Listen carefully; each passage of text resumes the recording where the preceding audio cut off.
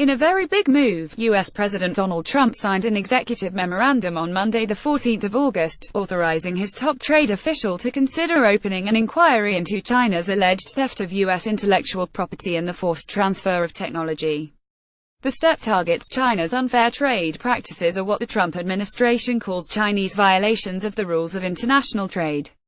The theft of intellectual property by foreign countries costs our nation millions of jobs and billions of dollars each and every year, Trump said, as he signed the memo in the White House. For too long, this wealth has been drained from our country while Washington has done nothing.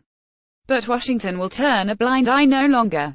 He also noted that this is just the beginning. With Trump's backing, Trade Representative Robert E. Lighthizer will have 1 year to review China's trade practices and decide whether launching a formal Section 301 investigation into Beijing's trade policies on intellectual property is necessary.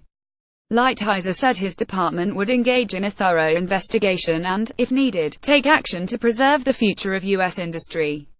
Section 301 of the 1974 Trade Act allows the president to unilaterally impose tariffs or trade restrictions to protect U.S. industries from unfair trade practices, something that White House officials have been alleging against China, citing an estimated theft of up to $600 billion in intellectual property. Trump's Commerce Secretary, Wilbur Ross, recently accused Beijing of being a primary culprit for the theft, piracy, and espionage of U.S. intellectual property.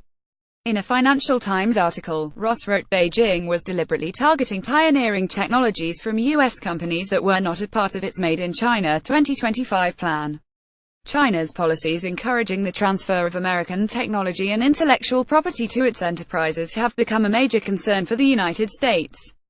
President Trump has been slamming these policies since campaign days, but this was the first time he actually took a direct action the country. In response to the president's move, China's Ministry of Commerce issued the following statement: "We want the U.S. Trade Representative to respect the facts and act cautiously. If the U.S. takes measures to hurt the two countries' trade and economic relations with no respect to multilateral trading rules, China would definitely not sit back, but would take necessary measures to safeguard our legitimate rights."